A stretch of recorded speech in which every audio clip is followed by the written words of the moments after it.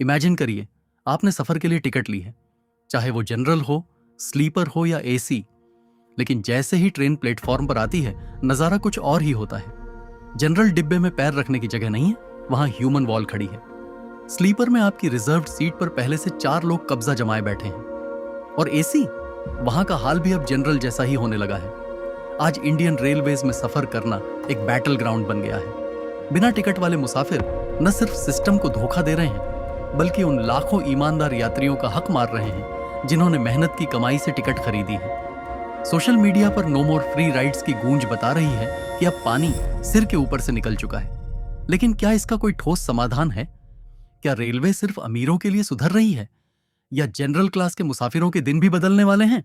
Railway की सबसे बड़ी समस्या ट्रेन नहीं, बल्कि प्लेटफॉर्म एक्सेस है। फिलहाल कोई भी बिना रोक टोक स्टेशन के अंदर आ जाता है, जिससे प्लेटफॉर्म पर भीड़ बढ़ती है और वही भीड़ बाद में ट्रेनों के अंदर घुस जाती है। इस समस्या का इलाज है QR based access control system. Delhi और मुंबई मेट्रो की कामयाबी के बाद मार्च 2026 से न्यू दिल्ली रेलवे स्टेशन पर एक हाई स्टेक्स पायलट प्रोजेक्ट शुरू किया गया है। अब नो टिकट नो एंट्री का सिस्टम कुछ इस तरह काम करेगा। द फनल, स्टेशन एंट्री को अब पूरी तरह सील कर दिया गया है। द स्कैन, आपको अपना डिजिटल या physical ticket QR code gate पर स्कैन करना होगा। बिना स्कैन के गेट नहीं खुलेगा।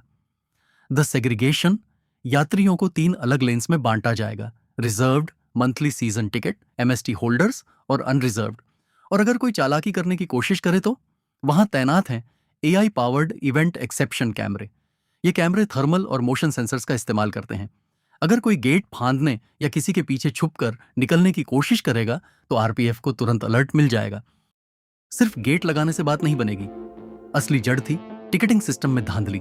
सालों से बॉट्स और एजेंट्स टिकटों की जमाखोरी करते आए हैं, जिससे आम आदमी हमेशा वेटिंग लिस्ट में रह जाता था। जनवरी 2026 में लॉन्च हुआ रेल वन ऐप। यह सिर्फ एक ऐप नहीं, बल्कि एक पूरा इकोसिस्टम है। क्या आप जानते हैं, अब बुकिंग के पहले कुछ घंटों में टिकट बुक करने के लिए आधार वेरिफिकेशन मैंडेटरी कर दिया गया है। इस एक कदम ने 3 करोड़ से ज्यादा उन फेक बॉट अकाउंट्स को खत्म कर दिया जो टिकटें ब्लॉक करते थे।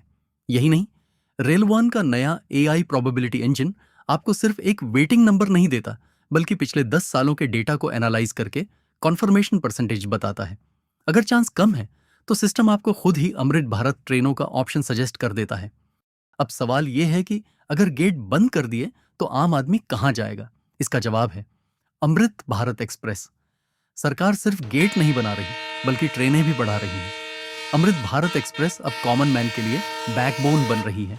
ये पूरी तरह non AC high speed push pull ट्रेनें हैं, जिन्हें खास तौर पर उन लोगों के लिए बनाया गया है जो पहले एसी कोच में भीड़ बढ़ाते थे। 17,000 नए नॉन एसी कोच का प्रोडक्शन और वाइब्रेंट विलेजेस प्रोग्राम के तहत बॉर्डर कनेक्टिविटी, ये सब मिलकर राजधानी और वंदे भारत जैसी ट्रेनों पर से एक्स्ट्रा बोझ कम कर रहे हैं। हमारे वो व्यूअर्स जो यूपीएससी या कॉम्पिटिटिव एग्जाम्स की तैयारी कर रहे हैं, उनके लिए कुछ हार्ड फैक्ट्स। पहला, पायलट प्रोजेक्ट नई Delhi railway station QR access control अपनाने वाला पहला स्टेशन है। दूसरा, दी ऐप, रेल वन ने अब पुराने यूटीएस और पीआरएस ऐप्स को पूरी तरह रिप्लेस कर दिया है। तीसरा, द रेवेन्यू।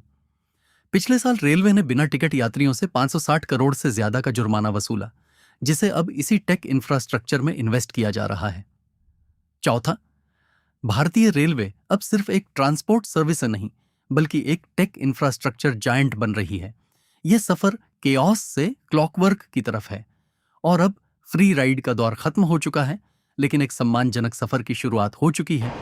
आपको क्या लगता है, क्या क्यूआर गेट्स भीड़ की समस्या को हमेशा के लिए खत्म कर पाएंगे? कमेंट्स में जरूर बताएं। भारत के इंफ्रास्ट्रक्चर से जुड़ी ऐसी ही डीप डाइव्स के लिए सब्सक्राइब करें। जय हिंद।